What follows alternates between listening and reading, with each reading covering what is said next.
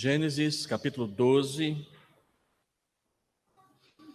Tenho meditado com os irmãos durante esse ano sobre encontros tremendos de Deus conosco no Antigo Testamento.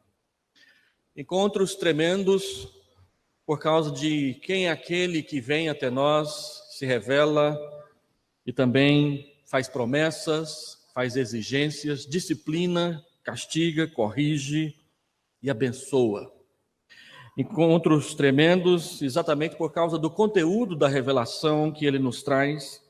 E Gênesis capítulo 12 é um deles. Ele diz assim: Ora, disse o Senhor a Abrão: sai da tua terra, da tua parentela e da casa de teu pai, e vai para a terra que te mostrarei. De ti farei uma grande nação e te abençoarei, e te engrandecerei o nome, sê tu uma bênção.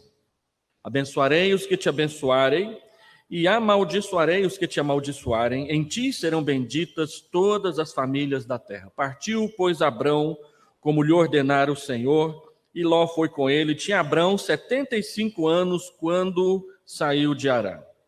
Levou consigo a Sara, sua mulher, e a Ló, filho de seu irmão, e todos os bens que haviam adquirido, e as pessoas que lhe acresceram em Harã. Partiram para a terra de Canaã, e lá chegaram. Vamos orar. Deus, que a tua palavra fale ao nosso entendimento, ao nosso coração, é o nosso pedido em nome do Senhor Jesus nessa manhã. Amém, Senhor Deus. Os capítulos 12 a 20 do livro de Gênesis introduzem definitivamente para nós o tema da promessa dentro da aliança que Deus já esboçou lá em Gênesis capítulo 3, versículo 15, quando ele disse que haveria inimizade entre o descendente da mulher, que é Jesus Cristo, e a descendência da serpente, aqueles que seguem Satanás e os seus desígnios. Se nós fôssemos resumir Gênesis, nós poderíamos dividir o livro em duas partes. A primeira parte, do capítulo 1 ao capítulo 11, que trata dos princípios, a criação, a queda, o espalhamento do pecado pela sociedade humana, depois o castigo no dilúvio e novamente a aliança de Deus com os homens através de Noé, a Torre de Babel, a confusão das nações e por fim então, capítulo 12 até o final, os patriarcas, Abrão, Isaque, Jacó e José. Esse é um resumo básico do livro de Gênesis. O capítulo 12 abre a segunda grande seção do livro e introduz para nós a história de Abraão. Esse texto que nós acabamos de ler é o texto em que Deus vem até Abraão e o chama para pertencer a ele e para andar nos seus caminhos. Abraão começa uma grande caminhada que nós vamos chamar de a caminhada da fé. Hebreus capítulo 11, que é o grande capítulo da fé, diz que Abraão creu em Deus, e porque ele creu em Deus, isso lhe foi imputado para a justiça. Paulo repete essa mesma frase em Gálatas, depois ele repete a mesma frase em Romanos, capítulo 4, e essa ação de Abraão crer em Deus, o que vai acontecer ali no capítulo 15, quando Deus vai fazer com ele a aliança, é a base de toda a doutrina da justificação pela fé, o perdão dos nossos pecados com base na promessa de Deus, com base no sacrifício de Jesus Cristo por nós na cruz. Deus chama Abraão, promete abençoá-lo e exige dele que ele seja também uma bênção na vida das pessoas. Eu gostaria de fazer algumas breves observações devocionais sobre o que acontece aqui. Primeiro, do verso 1 e também no verso 4, preste atenção no chamado que Deus faz a Abraão.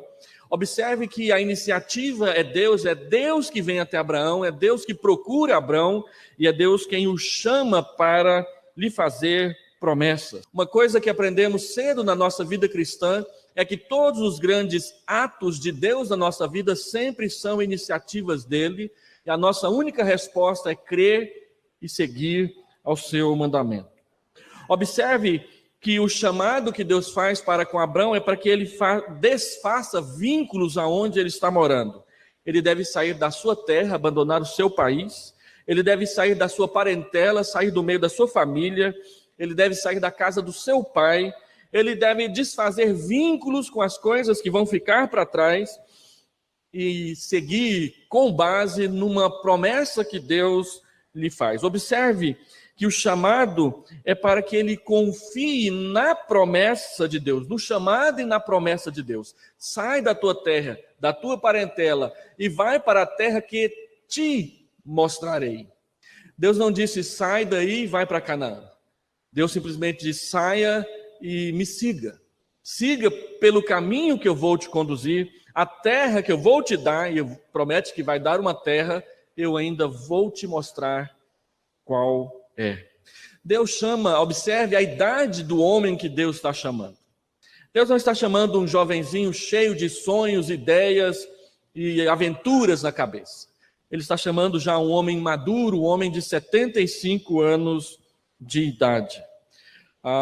Hebreus 11 vai dizer que Abrão, crendo contra a esperança, confiou na palavra de Deus. Deus lhe promete bênçãos, diz que vai mostrar que bênçãos são essas, e Abraão crê, ouve e obedece. Segundo lugar, preste atenção nas promessas que Deus faz a Abrão no versículo 2, no versículo 3 e no versículo 7. Deus promete fazer de Abrão uma grande nação.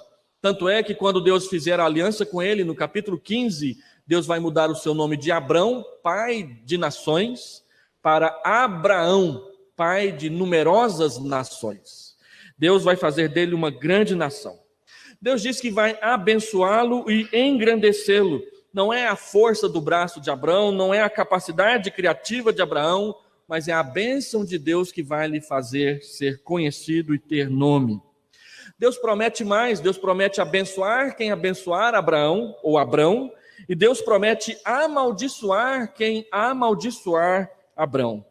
Toda a vida de Abrão é relacionada com a promessa e com a bênção de Deus.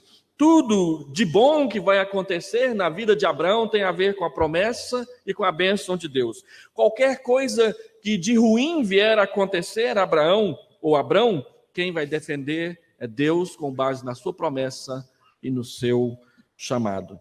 Deus lhe promete dar a terra de Canaã por possessão, e é Josué quem vai conduzir Israel a entrar nessa terra e a possuir essa terra. Terceiro, preste atenção na obediência de Abrão no versículo 4 até o versículo 9. O texto diz que Deus chama Abraão e lhe faz promessas. E o texto diz, ou o texto não diz, que Abraão contestou, reclamou, perguntou. O texto simplesmente diz o seguinte: partiu Abraão como lhe ordenara o Senhor. É interessante você comparar o chamado e a resposta de Abrão com o chamado e a resposta de Moisés, com o chamado e a resposta de Gideão, com o chamado e a resposta, por exemplo, de Jeremias. Moisés, ele apresenta 3 desculpas para Deus para que ele não seja o libertador de Israel do Egito. E para cada uma das desculpas de Moisés, Deus lhe dá uma resposta e diz basicamente o seguinte: eu estarei com você. Quando Deus vai conversar com Gideão, Gideão consegue arrumar ainda mais desculpas do que Moisés. Ele arruma 5. Dentre elas, de que ele é pobre, de que a família dele é insignificante, de que o país está passando por um momento de opressão, que tudo é caro e tudo é roubado deles, até parece o Brasil. E Deus diz: já que eu sou com você, você derrotará os midianitas como se fossem apenas um homem. Quando Deus vai chamar Jeremias, Jeremias é mais modesto, talvez porque não tivesse ainda muita experiência, mas ele diz: eu não passo de uma criança. Eu não sei me comportar, eu não sei me conduzir, eu não sei o que e como falar as coisas. E Deus disse: eu vou colocar as minhas palavras na sua boca. O que você falar vai acontecer. O que você disser vai ser como uma pedra sobre a qual quem cair vai se espatifar, vai se espedaçar todo. Então, eu estarei com você. É interessante que quando Deus chama Abraão, Abraão não reclama da idade, Abraão não reclama do tempo, Abraão não reclama da saudade, Abraão simplesmente parte.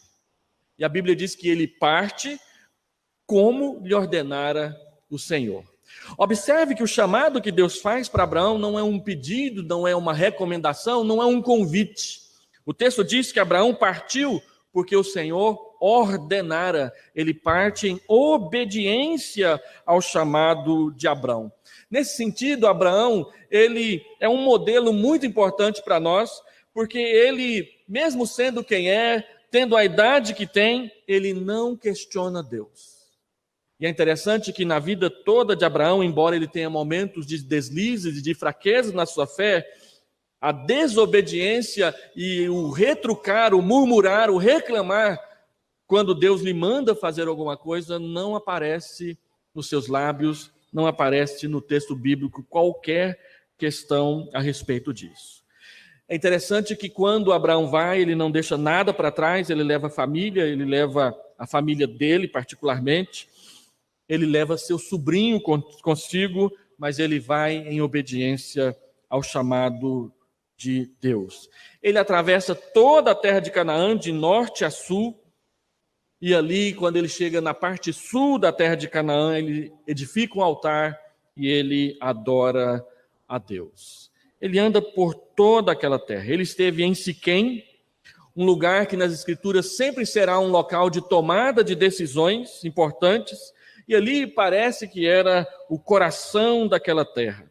Em Siquém, por exemplo, está entre os montes Ebal e Gerizim, que em Deuteronômio 11, e 29 e 30 será um lugar onde será proferida bênção e maldição sobre Israel. Bênção para quem obedecer, maldição para quem desobedecer. A última exortação de Josué, lá em Josué 24, foi feita em Siquém, quando ele diz: eu e a minha casa serviremos ao Senhor.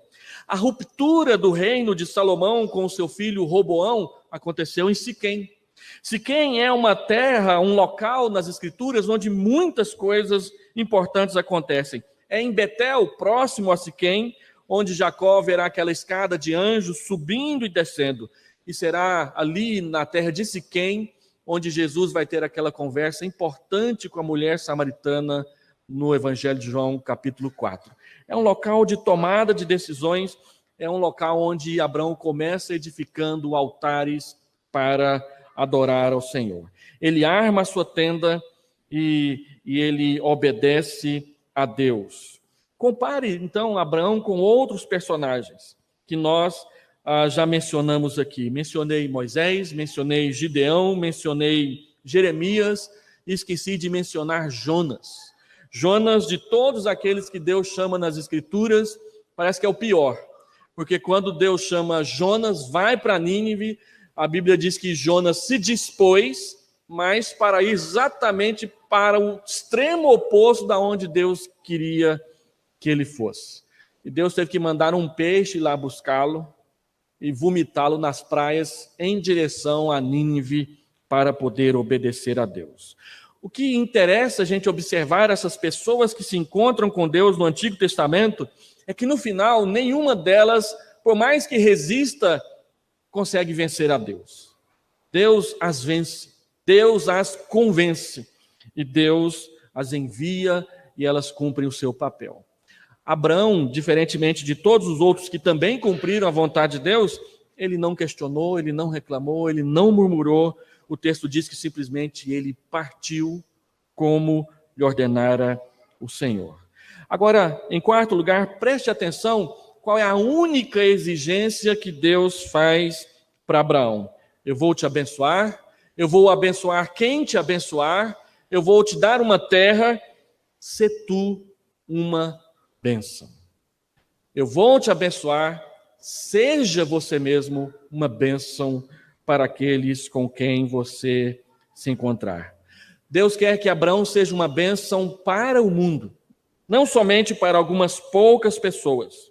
Deus quer usá-lo grandemente. E se hoje nós estamos aqui de manhã adorando o nome de Deus, foi porque lá atrás Deus chamou Abraão, ele obedeceu e nós nos tornamos seus filhos na fé. Ele é o primeiro daqueles que creem em Deus e que são justificados exatamente porque obedeceu. Lendo esse texto, 4 aplicações rápidas. Primeira, Se Deus chamou, vai. É assim que nós entendemos a resposta de Abraão. Segundo, se Deus vai te abençoar, aceite, receba. Receber as bênçãos de Deus é alegria para a nossa alma, refrigério para o nosso coração. Terceiro, Abraão consagrou tudo o que ele tinha a Deus. E todos os lugares aonde ele chegou, a Bíblia diz que ele edificou um altar para adorar ao Senhor. A pergunta é, se Deus nos tem abençoado, o que é que nós temos edificado para Deus a fim de demonstrarmos a nossa gratidão? Qual tem sido a minha parte? O que eu tenho feito em resposta a Deus para que o nome de Deus seja colocado aonde eu estou fazendo o que eu estou fazendo? Quarto e último lugar, a Bíblia diz que Abraão foi uma bênção. Se Abraão foi uma bênção porque creu em Deus, e se nós cremos em Deus, então seja uma bênção você também. Para o irmão, para a irmã que está ao seu lado, para a igreja, para as pessoas do seu convívio, para essa cidade, para esse país, para este mundo. Deus nos chamou para ser bênção, não para ser maldição.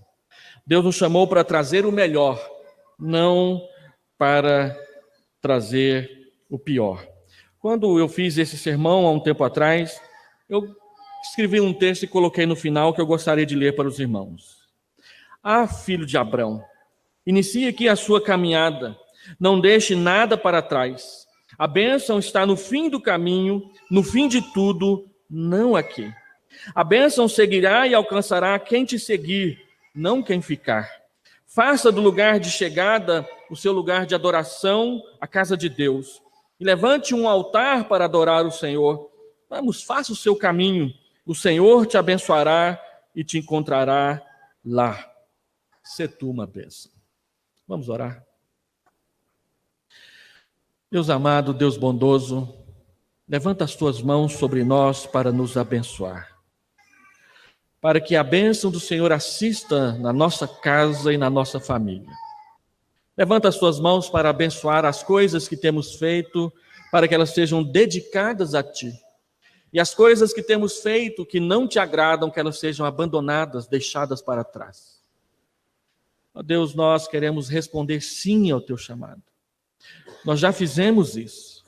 Agora dá-nos a segurança de caminhar pela fé e a obediência que trará todos os seus frutos conforme a Tua promessa. Abençoa essa igreja, porque ela confia em Ti. Em nome de Jesus. Amém. Fique de pé para receber a bênção.